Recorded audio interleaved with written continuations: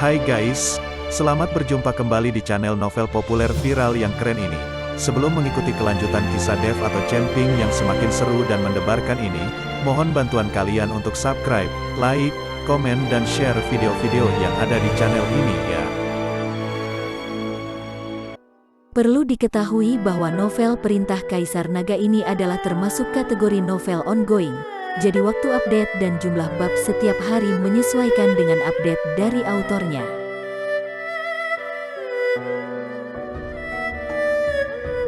Perintah Kaisar Naga, bab 3699, 3700, 3701. Tetua Xia, izinkan saya bertanya. Setelah pemimpin sekte Jiang selesai berbicara, dia bergegas dan bertanya pada Jiang Yulian, "Yulian, apa yang terjadi?"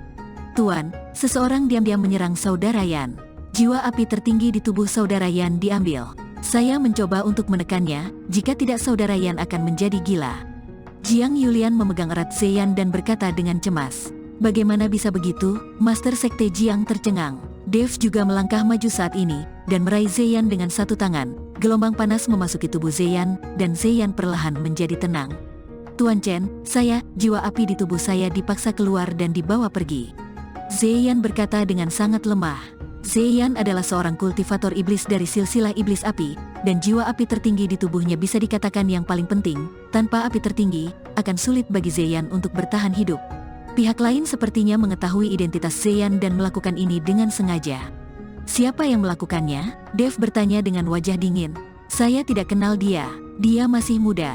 Sepertinya dia sedang berlatih teknik berbasis api, tapi dia bukan seorang kultivator iblis," kata Zeyan dan tiba-tiba pingsan.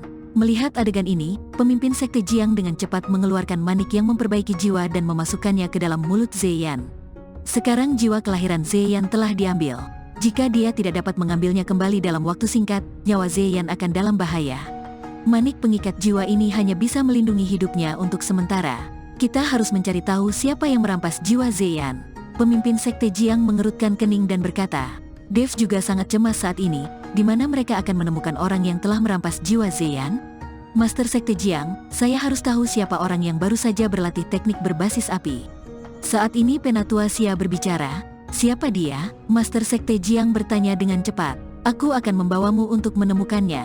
Orang ini memburu para kultivator iblis dari garis keturunan Balrog kemana-mana dan menyerap jiwa api mereka untuk berlatih. Saya tidak menyangka bahwa di antara murid-murid Anda, sebenarnya ada kultivator iblis yang memiliki api pamungkas." Penatua Xia berkata dengan sangat bingung. Bagaimanapun, sekte jiwa iblis yang dipimpin oleh Master Sekte Jiang adalah sekte yang berspesialisasi dalam pengembangan jiwa. Bagaimana para murid di sekte tersebut terdapat ada kultivator iblis dari garis keturunan iblis api? Ketika Master Sekte Jiang mendengar ini, dia dengan cepat menjelaskan dengan canggung, "Sebenarnya, Zeyan ini adalah kultivator ganda murid saya." Ketika Jiang Yulian mendengar ini, wajahnya langsung memerah. Meski dia dan Zeyan jatuh cinta, keduanya belum resmi menjadi pasangan. Dan tidak ada kultivasi ganda. Sekarang pemimpin sekte Jiang mengatakan ini, Jiang Yulian menjadi sangat malu. Tapi dia sangat senang, karena itu membuktikan bahwa Master Sekte Jiang setuju dia mengikuti Zeyan. "Oh, begitu. Kalau begitu, ayo kejar, kita tidak punya waktu lagi." Penatua Xia secara pribadi mengajak pemimpin sekte Jiang dan Dev untuk mencari orang itu. "Tetua Xia, siapa orang yang kamu bicarakan ini?" Di tengah jalan, pemimpin sekte Jiang bertanya. "Nama orang ini adalah Mukui, putra tertua dari keluargamu," kata Penatua Xia. "Anggota keluargamu?" Ketika Master Sekte Jiang mendengar ini, dia langsung berseru. Apakah pemimpin sekte Jiang mengenalnya?" Penatua Xia bertanya. "Yah, keluargamu juga pernah meminta sekte jiwa iblis kita membentuk kembali tubuh. Keluargamu berspesialisasi dalam kultivasi berbasis api, tetapi keluargamu ini sangat istimewa. Laki-laki berlatih api dan perempuan berlatih es, jadi pria dan wanita dari keluargamu berlatih bersama dari waktu ke waktu. Tetapi jika seseorang tidak mengendalikannya dengan baik, dia akan diserang balik oleh lawan, dan tubuhnya akan hancur, hanya menyisakan sisa jiwa. Dan waktu itu aku diminta untuk membentuk kembali tubuh keluargamu," kata pemimpin sekte Jiang. Ketika Dev mendengar ini, dia tercengang. Dev berkata dengan tidak percaya, "Kalau begitu keluargamu berada dalam kekacauan." "Tidak, keluargamu memiliki sejarah yang panjang, dengan banyak cabang. Banyak orang di keluargamu meskipun masih menjadi bagian dari keluarga, tetapi telah jauh terpisah secara genetik, Tetua Xia menjelaskan, meskipun dunia manusia sangat kacau, prinsip-prinsip etika dan moral tetap ada. Pemimpin sekte Jiang buru-buru menjelaskan, karena takut Dev akan salah paham. Ketika Dev mendengar ini, dia mengangguk sedikit mengerti. Bukankah keluarga raja di dunia sekuler juga menikah satu sama lain untuk memastikan kemurnian garis keturunan mereka? Bahkan keluarga kerajaan negara kepulauan saat ini masih mempertahankan tradisi ini. Memikirkan negara kepulauan, Dev sebenarnya merindukan hari-harinya di dunia sekuler.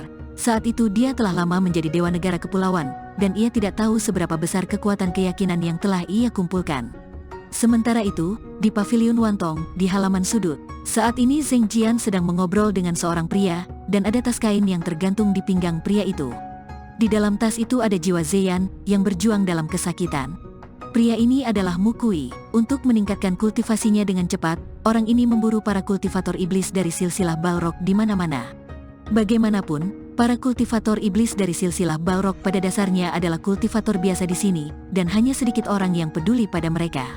Rekan Daoi Zeng, terima kasih banyak. Saya benar-benar tidak menyangka bisa bertemu dengan seorang kultivator iblis dengan api pamungkas di pavilion Wantong. Sepertinya saya memiliki peluang bagus untuk menerobos alam kesengsaraan tingkat ke-8. Jika saya menerobos ke alam kesengsaraan tingkat 8, saya akan kembali dan membiarkan ayah saya melihatnya dengan baik. Bahkan jika saya berkeliaran, saya dapat membuat kekuatan saya meningkat dengan pesat. Mu Kui berkata dengan semangat di wajahnya, "Tuanmu, hubungan kita hanya sekedar mengucapkan terima kasih. Kita saling menguntungkan. Anda mendapatkan sumber daya pelatihan, dan saya menyingkirkan saingan cinta saya, dan jika Anda berani mencuri hati adik perempuan saya dari saya, berarti Anda mencari mati." Setelah Zheng Jian selesai berbicara, dia menatap tajam ke tas di pinggang Mu Kui. Jika Mu Kui tidak membutuhkan jiwa Zeyan, Zheng Jian pasti ingin mencambuk jiwa Zeyan sampai mati saat itu juga. Sepanjang jalan, Zheng Jian tidak tahan melihat Zeyan berduaan terus dengan Jiang Yulian. Hahaha, sulit bagi seorang kultivator kalau sudah dirundung rasa cinta pada wanita cantik. Sekarang Anda bisa mengejar adik perempuan Anda dengan tenang. Mu Kui tertawa dan menepuk bahu Zheng Jian. Zheng Jian juga tertawa, tapi segera mengerutkan kening, lalu berkata dengan sungguh-sungguh, "Oh tidak, tuanku dan yang lainnya seharusnya ada di sini. Tuanmu, tolong jangan katakan bahwa kita telah bertemu, apalagi saya meminta Anda melakukan ini." Setelah mengatakan itu, Zheng Jian melompat dan menghilang. Ketika Mu Kui melihat ini, dia ingin melarikan diri, tetapi saat ini tiba-tiba pintu halaman terbuka. "Tuanmu, Anda membuat masalah di pavilion Wantong kami dan merenggut jiwa orang lain. Apakah Anda tidak menganggap serius pavilion Wantong kami?" Begitu dia memasuki pintu, Penatua Xia berkata dengan wajah muram ketika dia melihat Mu Kui. "Tetua Xia, apa yang kamu bicarakan? Kenapa aku tidak bisa memahamimu?" Mu Kui berpura-pura tercengang dan tidak mengerti, tapi diam-diam dia meletakkan tas itu di belakang punggungnya dengan satu tangan. Dev sudah lama memperhatikan gerakan kecil Mu Kui dan sudah merasakan aura Zeyan. "Lepaskan jiwa temanku, atau mati." Dev memandang Mu Kui dengan tatapan mematikan. Siapa kamu? Apakah kamu di sini untuk menakutiku? Terlebih lagi, apa salahnya aku membunuh kultivator iblis itu?" Mu Kui mendengus dan tiba-tiba melompat. Segera, seluruh tubuhnya berubah menjadi sinar api dan dengan cepat melesat ke kejauhan. "Kejar!" Ketika Penatua Xia melihat ini, dia segera melambaikan tangannya dan memimpin orang-orang dari pavilion Wantong untuk mengejar. Tentu saja Penatua Xia harus meminta penjelasan karena melakukan hal seperti itu di pavilion Wantong mereka. Belum lagi Master Sekte Jiang dan Dev baru saja menyelamatkan nyawa putrinya. Sosok Mu Kui sangat cepat, dan kecepatannya sangat mencengangkan. Dia berubah menjadi bola api di udara, seperti bintang jatuh. Penatua Xia memimpin orang-orangnya untuk mengejarnya dengan putus asa, tetapi dia tertinggal jauh oleh Mu Kui. Ketika Dev melihat ini, dia berhenti, sosoknya menghilang dalam sekejap, dan kemudian muncul beberapa mil jauhnya. Dua bola api menyala di bawah kaki Dev, dan ada panas yang lebih hebat di sekujur tubuhnya. Dia melampaui Penatua Xia dan yang lainnya dalam sekejap mata. Ini sangat cepat. Penatua Xia memandang Dev dan terkejut. Terlihat sosok Dev bergegas melesat dengan pesat. Setiap kali sosoknya menghilang dan muncul kembali, dia sudah berada beberapa mil jauhnya. Langkah pengendalian api Dev adalah teknik abadi, bukan sesuatu yang bisa dibandingkan dengan kultivator biasa. Dev memandang Mu Kui tidak jauh dari sana dan merasa sangat menyesal di dalam hatinya. Jika langkah pengendalian apinya sempurna sekarang, dia hanya perlu 2 langkah untuk mengejar orang ini. Mu Kui merasakan aura di belakangnya dan tidak bisa menahan untuk tidak melihat ke belakang, hanya untuk menemukan bahwa Dev dengan cepat mendekatinya dalam sekejap. "Sial, sihir macam apa ini?" Mu Kui kaget dan tubuhnya jatuh dengan cepat. Ketika Dev melihat ini, dia juga langsung bergegas turun. Kedua orang itu mendarat di gunung tandus 100 mil jauhnya dari paviliun Wantong. Siapa kamu? Sihir apa yang baru saja kamu gunakan? Mukui bertanya dengan sedikit cemberut. Jenis sihir apa yang aku gunakan? Mengapa aku harus memberitahumu? Kamu pikir kamu ini siapa? Dev mendengus dingin. Nak, jangan kira aku tidak tahu. Kamu juga memiliki aura api tertinggi di tubuhmu. Jika itu masalahnya, maka aku akan mengeluarkan jiwa api tertinggimu agar bisa menjadi sumber daya kultivasiku. Mukui mengangkat sudut mulutnya, lalu melambaikan telapak tangannya ke tanah. Api langsung membubung dari tanah, dan api ini dengan cepat membentuk sosok Bagua. Dalam grafik Bagua ini, monster humanoid muncul, dan monster humanoid ini semuanya terbakar api. Dev melirik monster humanoid ini dan tidak bisa menahan cemberut. Ini bukan monster, tapi jiwa manusia. Aku tidak menyangka kamu akan mengubah jiwa orang lain menjadi boneka pembunuh. Dev memelototi Mukui. Energi api dari jiwa-jiwa ini telah aku serap, jadi tidak ada nilainya. Bukankah lebih baik menjadikan mereka boneka pembunuh? Mukui mengangkat bibirnya dan berkata, jangan khawatir, jiwamu akan segera menjadi salah satu dari mereka. Saat Mukui selesai berbicara, jiwa-jiwa yang terbakar api itu mengelilingi Dev, dan ada seolah-olah ada kabel listrik yang menghubungkan jiwa-jiwa ini. Apakah kamu pikir kamu bisa membunuhku hanya dengan keahlianmu?